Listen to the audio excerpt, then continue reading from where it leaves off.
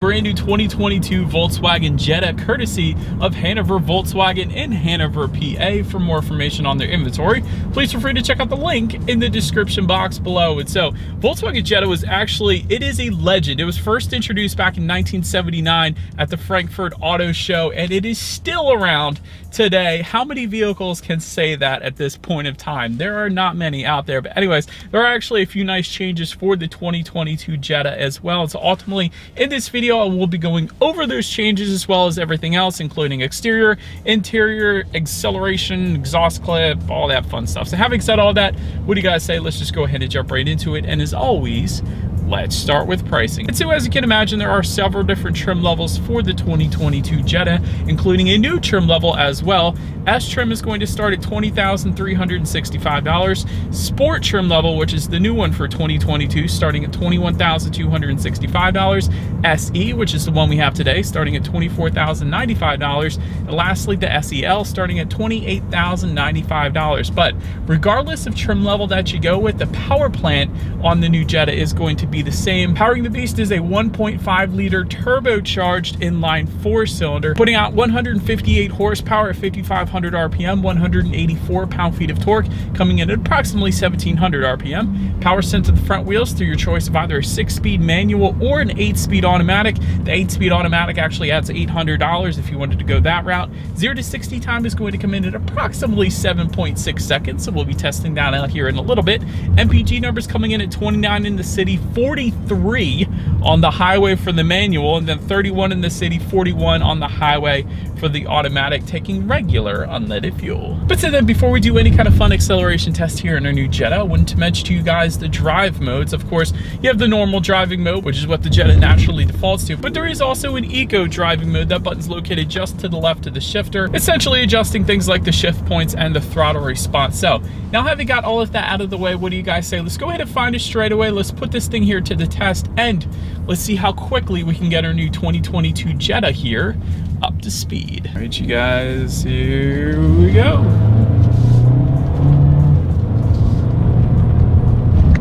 Huh.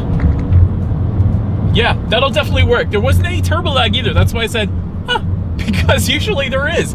So with the 1.5 liter turbocharged engine, I kind of expected it, but it wasn't there. This was a decent pull for the Volkswagen Jetta, quite honestly. You're not gonna have any issues emerging onto the highway. So actually pleasantly surprised. So anyways, to go along with that acceleration, as always, braking is equally important. And so up front, you will find 11.3-inch ventilated front discs. In the back, 10.7-inch solid rear disc. As far as that 60-0 stopping distance goes, that is going to come in at 127 feet. So it's not the best number, quite honestly. Typically, you want to be in the lower 120s, if not the 1-teens, but 127 is definitely on the higher end of things. But having said that, the braking feel isn't bad. It's not the best looking number out there. I'll just put it that way. But anyways, touching on suspension and handling, up front, you're going to get a McPherson strut front suspension. In the back, torsion beam rear axle, front stabilizer bar, and if you were to go with that sport trim level, you actually are going to get an XDS cross differential system, which essentially just helps improve traction and handling ultimately. But as far as ride quality goes, we are riding on some very smooth roads right now in Hanover, but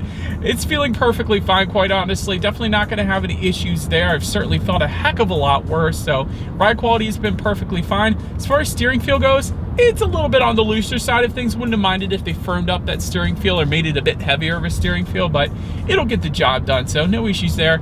Touching on cabin noise, we are going 43, 44 miles per hour right now, and there's a little bit of wind noise, but quite honestly, it's not that bad, so definitely no issues with cabin noise either. And then touching on visibility, you're definitely not going to have any issues with visibility. It's excellent visibility, as you would expect from a vehicle like the Jetta. I did want to also mention, though, rain-sensing windshield wipers are going to come on the SE and SEL trim levels if you were interested. But that pretty much rounds out the performance segment of this review, you guys. Let's now go ahead and take a look at the exterior of our brand new 2022 Volkswagen Jetta. All right, you guys, here she is, the new 2022 Volkswagen Jetta, finished in deep black pearl. In case anybody was curious of our exact color name, let's go ahead and start up front on this one because there is a slightly revised front fascia for 2022, ever so slightly, nothing major there, but LED headlights actually do come standard on every single trim level across the board, so you gotta love that. They will, of course, come with the automatic feature, meaning when it starts to get dark out at night, those headlights will turn on automatically for you there. LED daytime running lights also coming standard on all trim levels. If you were to go with the SEL trim though, you will get LED projector headlights, so a little better illumination at night if you were to go with that specific trim. And for that front grille, it will be a completely blacked out front grille if you go with the sport trim level. But that pretty much rounds out the front end of this one. Let's now go ahead and make our way to the side of the Jetta. All right, so now since we are around to the side of this one, love the water in the background there. But anyways, chrome beltline molding does come standard on all trim levels but the sport. Black window surrounds, of course, coming with that sport trim level. You guys are going to find that's going to be the common theme. Everything with the sport is going to be finished in black, essentially. SEL badging on the front fender coming only with the SEL trim level, because all the other trims you're going to get no little accent on the front fender with the trim level badging, so did want to emphasize that. Taking a look at the side mirrors, they are body colored power adjustable side mirrors that will come standard. You will get black mirror caps with the sport trim level, of course, and they will be heated for every single trim level, so that is pretty cool. Taking a look down at the wheel setup, they will differ substantially amongst the trims, of course. 16-inch two-toned alloys coming with the S, 17-inch 10-spoke alloys coming with the Sport, and then 17-inch aluminum alloys coming with the SE and SEL trims, which of course is what you guys are looking at right now. But that pretty much rounds out the side profile here. Let's now go ahead and make our way to the back of the Jetta. All right, so now since we are around to the back, body colored shark fin antenna found all the way to the top. Just below that, LED taillights coming standard on every single trim level across the board. Of course, you will find some trim level badging found in that rear trunk in case you were curious what trim level you were looking at any given time. There is going to be some chrome trim available on that rear bumper coming with the SEL trim level. Otherwise, you're going to get some black accents like we currently have here today. And then just underneath of it all, tucked away, you will find a single exhaust outlet. So having said that, I do believe you guys know what we have to do next. As always, here is that exhaust clip.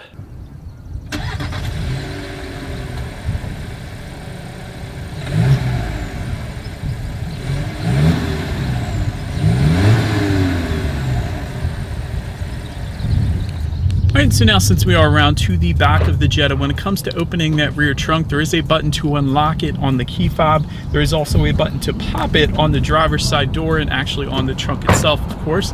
Once opened up, cargo capacity comes in at 14.1 cubic feet.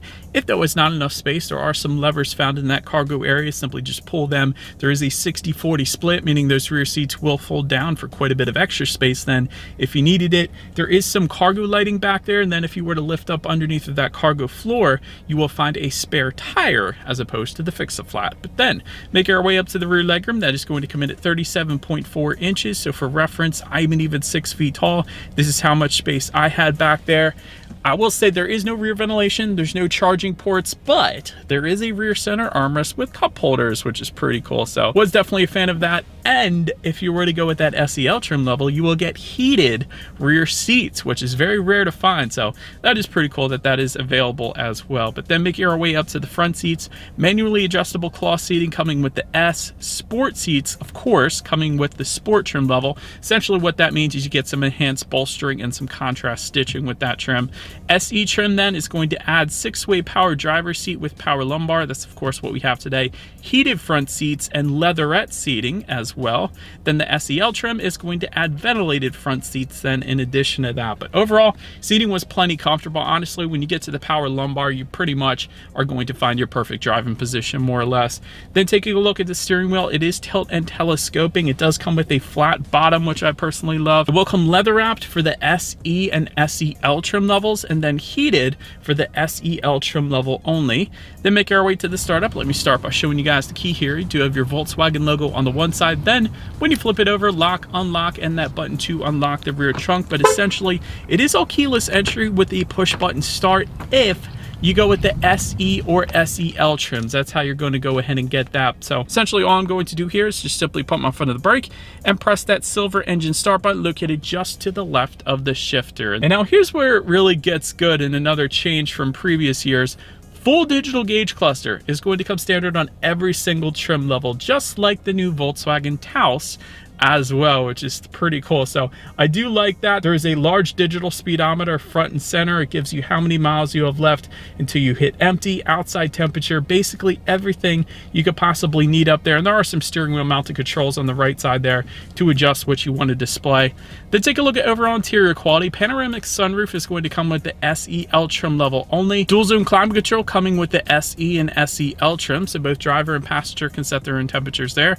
Wireless phone charger is going to come with the SEL trim level only, and there is an available frameless rear view mirror with home light controls for up to 3 different garage doors, and that mirror actually comes with a compass in the upper right hand corner too, which I thought was pretty cool. Another cool thing about the overall interior quality in general is that everything is kind of tilted towards the driver, like let's say a Nissan GT-R likes to do, so it makes it very driver centric, which I think is pretty cool. Just in front of the shifter you have some rubberized storage since we have the SE trim, otherwise that would be a wireless phone charger, 2 phone charging ports. There's a 12-volt power outlet, electromechanical parking brake to the left of the shifter. You do have a little bit of storage for your cell phone, dual cup holders, and within the center armrest there's actually a decent amount of storage in there, and I like how it's a contrast color as opposed to everything else that we have today too. So I don't know, it's kind of a little pop of color there, but overall interior quality is kind of on the basic side. You do have a lot of hard plastics like right around the shifter and on the doors as well, but overall it'll certainly get the job done. But now let's go ahead and take a look at the infotainment screen. 6.5-inch color touchscreen display coming with the S, the Sport, and the SE. However, if you go with the SEL trim, you're going to get an 8-inch color touchscreen display. Either way though, you still get Bluetooth and audio streaming, you still get Android Auto and Apple CarPlay even with the 6.5-inch screen. Fuel prices, stock information, there's a bunch of stuff you can check out actually. Radio information as well. And by the way, 4 speakers are going to come with the S, Sport, and SE trims. However, you will get a Beats sound system with the SEL, and that is not the one we have today, unfortunately. So we do have the 4-speaker sound system, so what do you guys say? Let's go ahead and turn on the radio, see what we got playing today, and let's test out the clarity of this one. Okay amount of bass, not the best clarity. I guess we were on FM radio, so it's not like it was like a Sirius XM or anything like that, but still, clarity, it's okay. I mean, it's a 4-speaker sound system. I don't know how else to say it. 4 speakers, even in the size of this vehicle, I think is not quite enough. You need at least a 6-speaker sound system. 8 speakers would be ideal, if not better, so Beats sound system is definitely where it's at if you're into music at all. But anyways, last thing I wanted to mention to you guys on the infotainment screen is when you do put this thing in reverse, you will find a rear view camera coming standard across the board, letting you know who or what is behind you, which is always going to lead us into safety. And so to start, front side curtain airbags do come standard. In the back, you're going to have latch, aka lower anchors and tethers for children for the rear car seats, rear child door locks, tire pressure monitoring system, but also coming standard, a blind spot monitor with rear cross traffic alert, forward collision warning with autonomous emergency braking, front assist with pedestrian monitoring then as well. And then if you were to go with the SE trim level and up, you're also going to get travel assist, lane keep assist, emergency assist, and adaptive cruise control as well. And so overall, when it comes to my final thoughts here of the 2022 Jetta, I love the newly standard digital gauge cluster. Just like the Volkswagen Taos, it looks dang good, and so many manufacturers are still not putting digital gauge clusters in their vehicles. And it's one of the things that gets to me because they're so much cooler, there's so much more customization available with the digital gauge cluster. But anyways, the fact that a manual transmission as well is still available on the Jetta is an absolutely wonderful thing. Definitely appeals to the enthusiasts out there, and you get 43 miles per gallon on the highway with that, so that's pretty cool too. Speaking of excellent fuel economy, especially the size of the vehicle, to get over 40 miles per gallon on both transmission options is definitely a wonderful thing. Pretty good ride quality, like I was mentioning. As far as room for improvement goes, you got some bland styling, and that 4-speaker sound system is definitely not where it's at. But anyways, let me know what you guys think of the new Jetta in the comments.